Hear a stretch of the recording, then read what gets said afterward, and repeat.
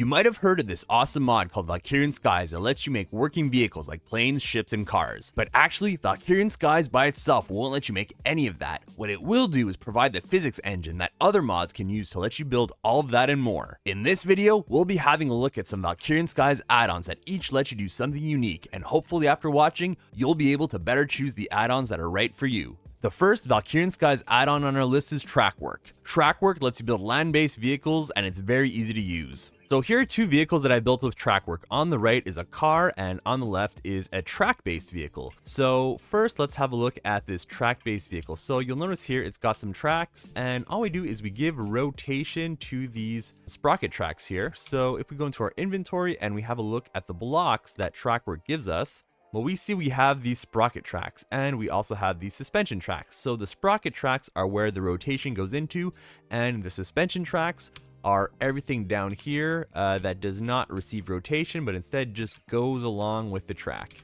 Alright, so let's say you want to build your own tracked vehicle. So how would you do that? Well, here I've got a little base of a car that I have. So I have a creative motor right there, and I have some clutches and levers to control rotation. So what you need to do is place a sprocket track at the front and one in the back. So it has to be at least one spot where you get rotation.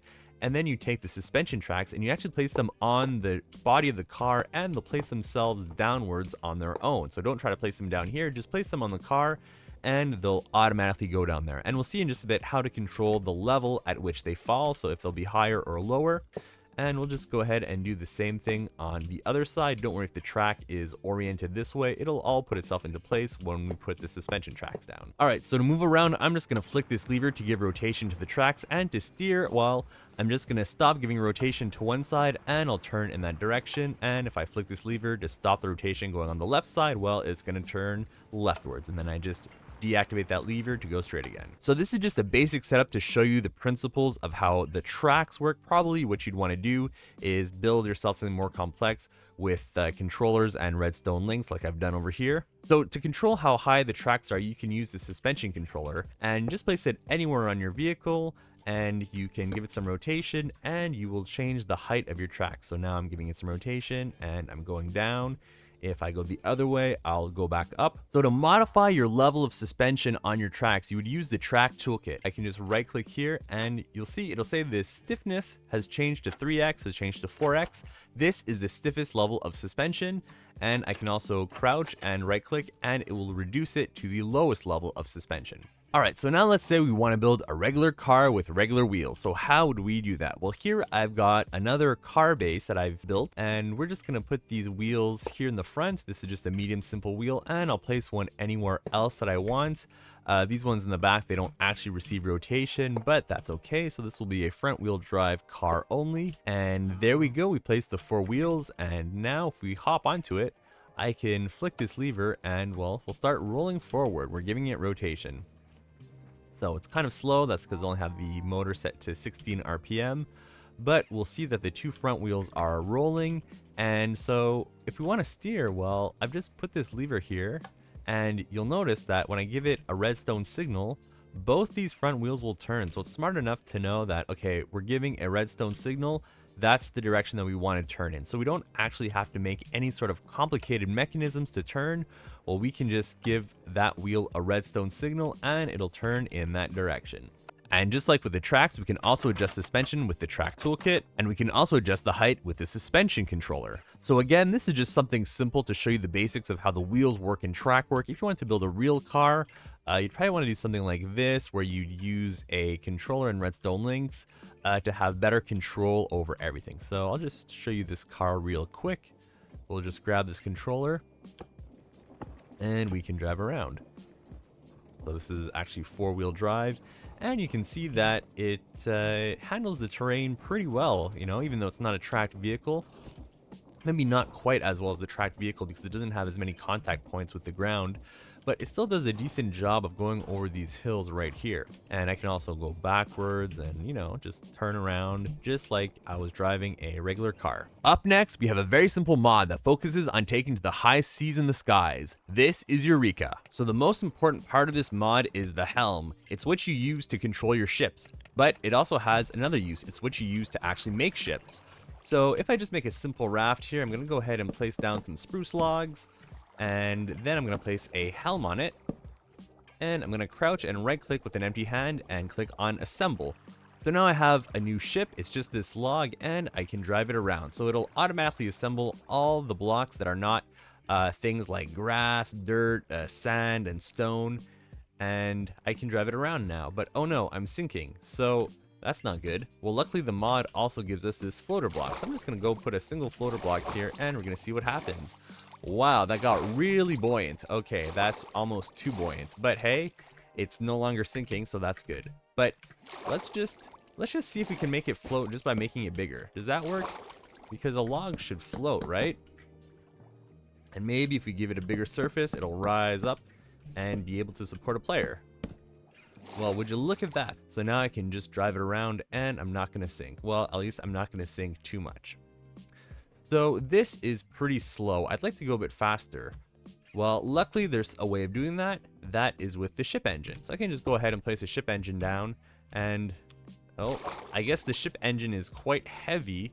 So why don't I go ahead and place a floater block? There we go. So that's bouncing up and down. I'm going to place another floater block here in the front just to give it a bit more buoyancy. So what I'm going to do is I'm going to give this a little bit of coal. I'm going to grab some coal and I'm going to put it in the ship engine. So if I go ahead and grab the coal and put it in there, now my ship will move quite a bit faster because it has an engine. So this is the basics behind making boats with Eureka. I can also put ballast if I want it to sink down lower. If I want it to be lower in the water, I can do that. And there you go. Now it's sinking. I'll just get rid of these. So we can also crouch, right click, and we can align this with the world. And we can also click on disassemble and it will no longer be a ship. And sometimes you glitch through it like that. So now it's, if I right click here, it says sneak to open the ship helm. I can't drive it because it's been disassembled. So I'll just sneak, right click, and I'll click on assemble again. And I can drive around like I could before. Now, what about taking to the skies? Well, Eureka also lets you build airships and they work exactly the same way as the regular ships that travel in water, except they use balloons.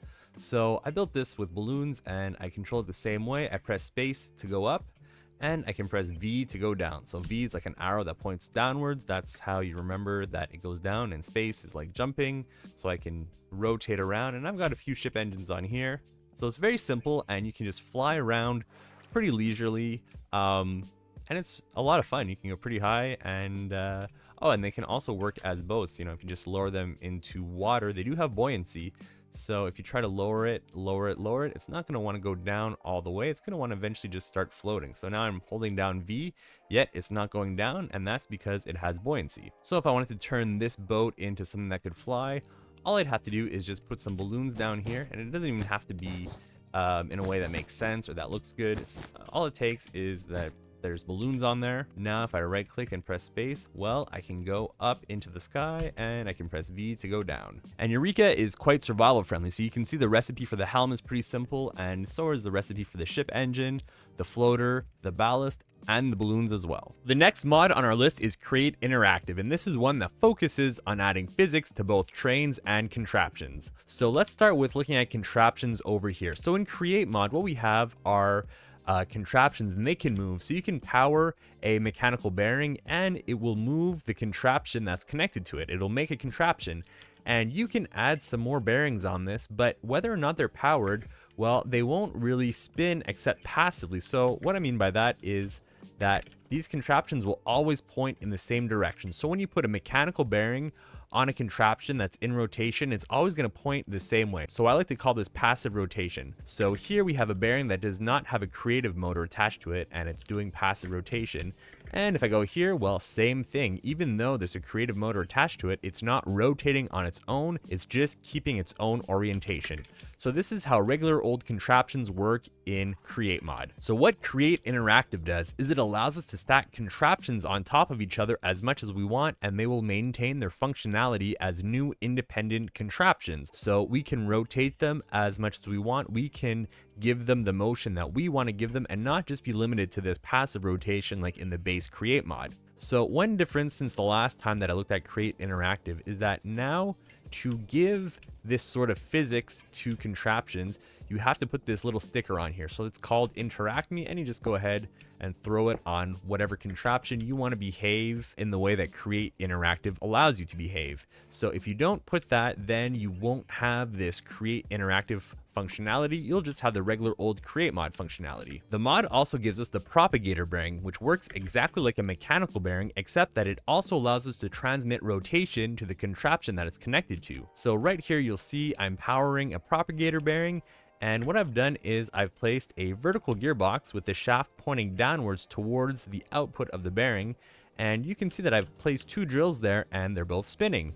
I've also placed a shaft out of the top, and as we can see, it's rotating these cogs up on top of it. So one thing to note is contraptions on top of contraptions, including those connected to propagator bearings, also need the Interact Me sticker connected to them. So that's about it for contraptions. Now let's have a look at what Create Interactive does with trains. So right now, this is a plain old Create Mod train, and I'll show you what happens if I try to drive it off the track. Well, it just says that the train derails. Okay, well, that's pretty anticlimactic, but okay, fine. I'll just go ahead and grab it and place it back on the track. So now what I'll do is I'll place an Interact Me sticker on this. So to do this, I have to go back to the station and disassemble it.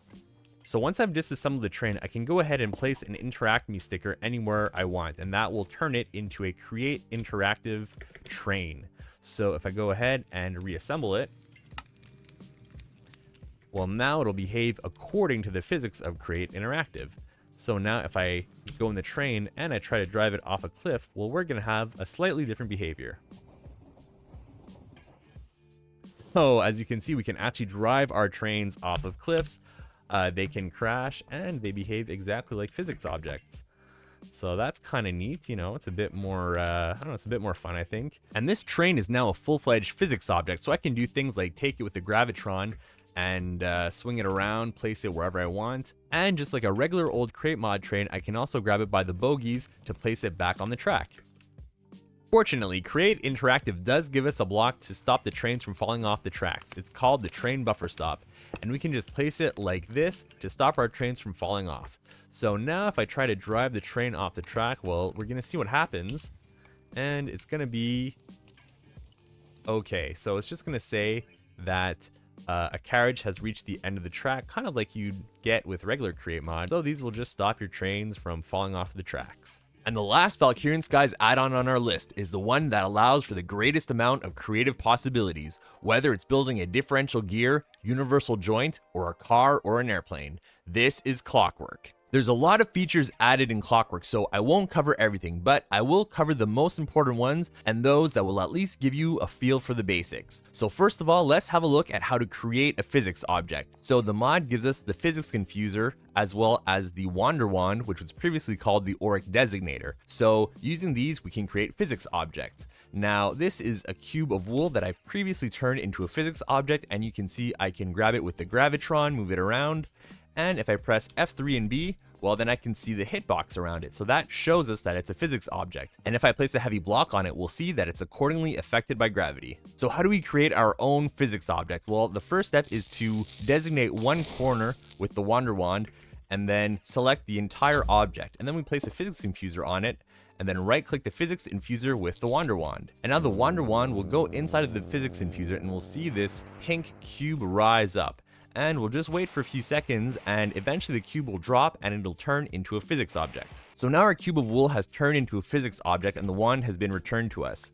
So we can safely destroy the physics infuser, and we can see that we have our hitbox because we've done F3 and B, and I can even grab it with the Gravitron now, just like any other physics object. So the next important thing that we're going to look at is the physics bearing. So if I place a block on it and then I right click on the physics bearing, it'll activate and turn this block into a physics object. And I can continue to build on it, and we'll see that it's now affected by gravity and will rotate according to where I place the weight on the block. And what's interesting is we can even make standalone physics objects if we break the bearing. So breaking the bearing just drops off whatever's attached to it and it becomes its own standalone physics object. And here we have a physics bearing that's being powered by a creative motor. So it's kind of like a regular mechanical bearing from Create Mod, except that if I place heavier blocks on it, it'll react accordingly and it'll kind of wobble.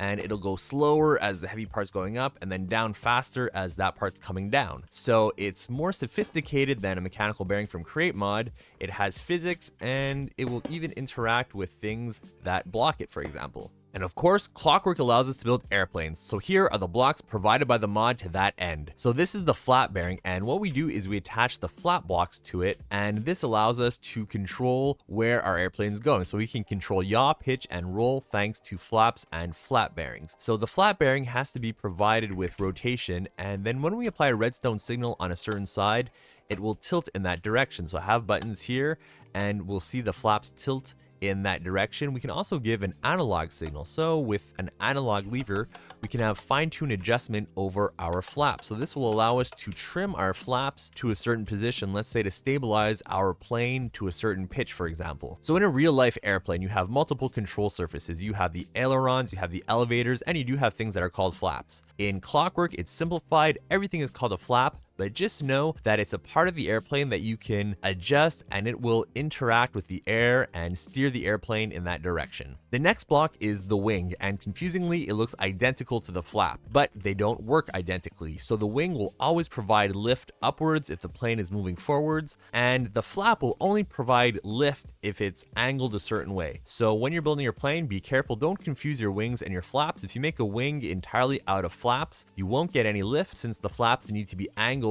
to provide any lift at all. The wing will always provide lift, so just be careful not to mix the two up. And finally, we have the propeller bearings. So to make your plane go forwards, you need propellers, and what you do is you just place sail blocks on the propeller bearing and assemble it. So once that's been assembled, you apply rotation and it will spin and it will provide thrust for your plane. So just be sure to put windmill sails on your propeller bearings. Sometimes I see people putting wing blocks or flat blocks. You have to put windmill sails or else it will not work. We'll have a look at a plane in just a bit, but first let's have a look at a car that I've built with Clockwork. So I have it set up with a remote control and I can make it move around. So of course the car is not quite as graceful as the cars that I've built with Trackwork, but the thing with Clockwork is you have infinite possibilities. So with Trackwork, you're limited to what the mod gives you. You're limited to just a specific wheel block or track block, which don't get me wrong, Trackwork is a great mod and it's easy to use and that's its strength. But the strength with Clockwork is that you have way more possibilities. So I can make a huge car with huge wheels, which is something that I could not do with just Trackwork. So while it might not be quite so easy to make a working car with Clockwork, it's definitely possible. And the cars that you can create have the possibility of going beyond what Trackwork allows you to do. And it's not just vehicles that you can make with Clockwork either. Let me show you some mechanical components that I've made previously with Clockwork and you'll see what I mean. So I do have a video where I cover all of these mechanisms in greater detail, but briefly here they are. So this is a universal joint, this is a rack and pinion, a pick and place mechanism, a pantograph, a trammel of Archimedes, a Chebyshev lambda linkage, a Schmidt coupling, a trebuchet, a differential gear, and a walking machine. And of course, one of the big things that we can do with Clockwork is make planes. So here's a simple plane that I built using Clockwork. So using a link controller, I can give it the commands to go up, down, I can tell it to roll to the right and roll to the left. And with all that, I can steer the plane and go up and down just like I want. And of course, I also set spacebar to start and stop the engine. All right, so let's go for a ride. If you enjoyed watching this video and you'd like to see more, then please consider subscribing and activating notifications. And I also have a Patreon if you'd like to support me there. Thank you for watching.